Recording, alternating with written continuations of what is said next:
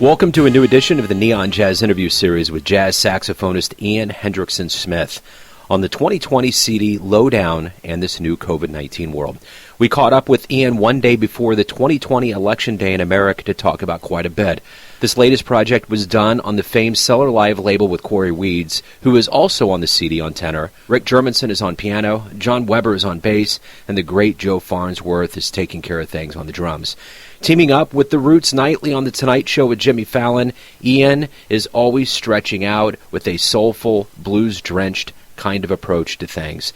And this new project is another testament to that approach. We talk about quite a bit. Enjoy. I am waiting for David Lynch to just walk down the middle of the street, in the middle of the street, just scream, "Cut," at any point right now. Yeah, it's an interesting time, man. Let's put it that way. Oh, my God, yeah. Well, and I guess, part of it is, as an artist, this really opens up probably levels and portals of creativity, and I don't know, we always look at all these generations that have extreme things going on, and I can't imagine anything more extreme than what's going on right now between a pandemic and the unrest and an election. It's like, it doesn't get any more echelon than this.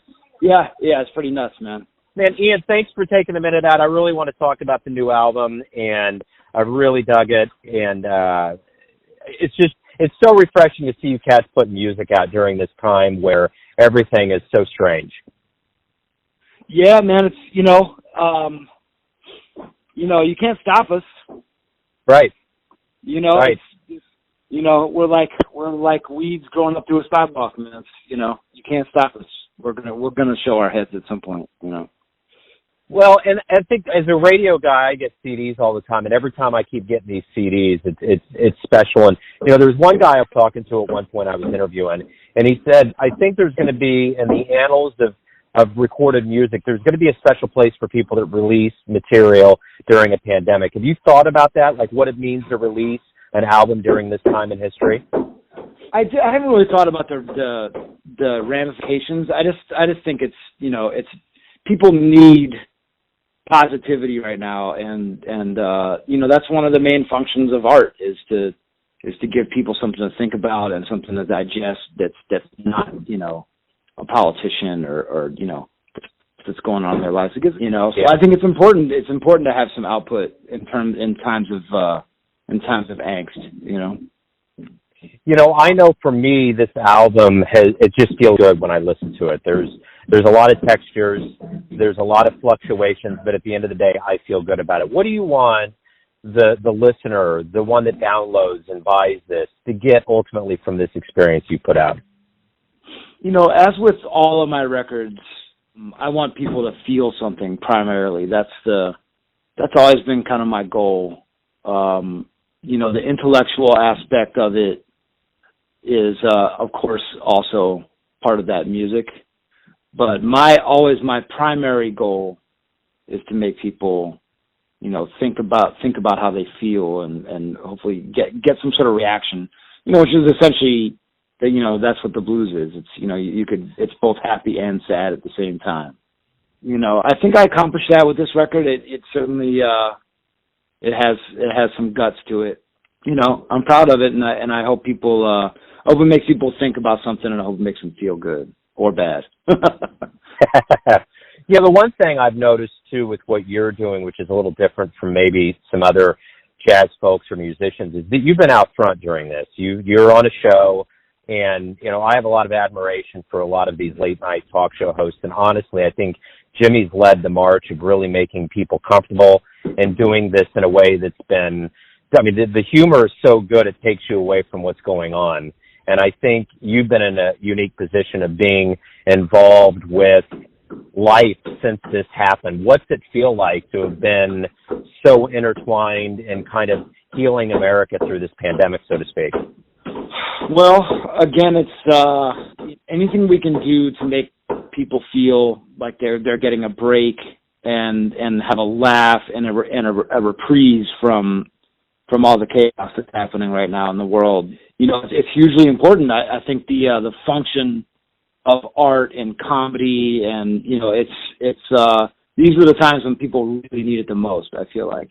So it's to be part of that, to be a cog in that wheel in a sense is hugely gratifying, and it means something to all of us to slug it out, to put a mask on and go midtown and tape those shows, and to be putting out records, and to try to be productive in this time is I think is important, not just for myself but for everybody else too.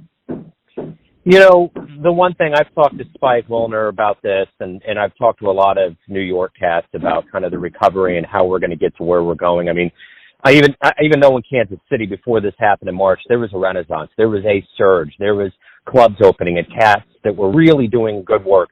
Bobby Watson had his program at UMKC, and a lot of people were staying here. And I guess my point here is this. When you look at jazz as an organism, a musical body of people, what do you see the survival and the revival, so to speak, looking like? Oh, I have tremendous optimism. There's a young generation of kids coming out right now that are playing really strong. I feel like their heads are in the right place. I think people are looking to deal with the tradition first, and then move the music forward second. And as long as we have those elements, I have tremendous faith in what's happening right now. And we're starting to get to the point now where the masters, like the originators, are so sadly leaving us. We lost Harold Mayburn, we lost Jimmy Cobb, we lost it's been a tough time. Wallace Roney early on to COVID, and it's the people that are left, rising from the ashes. It's up to that, the kids coming up, and then my generation and the generation above me, we're the ones left holding the torch. So, I feel like we're in a good spot. Business wise, things are going to be tricky. People are going to have to be creative in how they're able to make ends meet. It's tough. It's tough out there right now with no gigs, and video teaching can only get you so far. So people are going to have to get creative, but I think the spirit of an artist is such that it's going to get done. We may lose a few people along the way, but they always have the option to come back. When we do return, when COVID does end, which is it's all shrouded in ambiguity right now, but when that happens, and we ultimately get back to the stage and the crowd comes back, what do you hope we all collectively realize about this time away from live music, the musician and the audience? I hope that people, that crowds will have a greater appreciation of artists themselves and what it means, and to understand that, like, artists are trying to make a living making art, and the direction that the recording industry has gone recently, and streaming, people have gotten so used to stealing music, or just paying, a fraction of what it's worth. These streaming services, they pay so poorly. So it's really taken a huge revenue stream away from artists. And if we're not careful, people are going to give up. Like, the artists are not going to be able to make ends meet, and then you're going to lose. What I like to ask people is, like, what would life be like for you if you didn't have new music to listen to? Because that's what's going to happen if you keep stealing from them. So I hope that people come out of this with a renewed look, really try to support artists and stop stealing their music. Music is worth something, man. The amount of energy and money that people put into making a record, if people really understood all the artistry and all the hours of practice and lessons and instruments and upkeep and all the things that go into handing you a record, or your streaming playlist, or however you consume your music. People really understood it. I think they would be less apt to just blatantly steal from people. The thing I find interesting about this is we still hear the term frontline workers, but we heard it a lot when the pandemic began. And I really genuinely believe there's a bone in all of the artists, between all of the music we consume, visual arts, TV, and movies. If we didn't have art during this, can you imagine how dark it would have gotten? I can't even fathom. I can't fathom it. We just had this big. It's an ongoing thing, but there's been this struggle with all the major TV networks and streaming residuals, which is another huge source of income.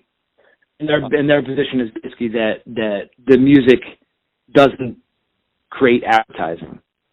You know what I mean? So imagine all your favorite TV shows or movies, anything you see on screen with no music. Wow. Imagine that world. And that's basically what they're saying is that music is the thing that the musicians don't actually generate any money for the networks. So that people need to reevaluate what they think is worthwhile. And I think I'm hopeful, man. I'm optimistic. I think vinyl sales on the uprise is very optimistic. That creates optimism for me. That people want something real and tangible that they can hold, and that they're willing to spend money on. The record that we're talking about now, the Lowdown, that's available on vinyl. It gives me great pride and great hope. Right on. That's a triumphant way to wrap everything up. Ian, thank you for the music. Thank you for taking some time out. Stay cool, be safe, man. I appreciate it. You too. Thanks for reaching out. I really appreciate it. Thanks for listening and tuning in to another Neon Jazz interview, where we give you a bit of insight into the finest cats in New York, Kansas City, and spots all over the world, giving fans all that jazz. And thanks to Ian for his time, music, and stories. If you want to hear more interviews, go to Famous Interviews with Joe Domino in the iTunes Store. Visit neonjazz at youtube.com, and for everything Neon Jazz all the time, go to the neonjazz.blogspot.com. Until next time, enjoy the jazz, my friends.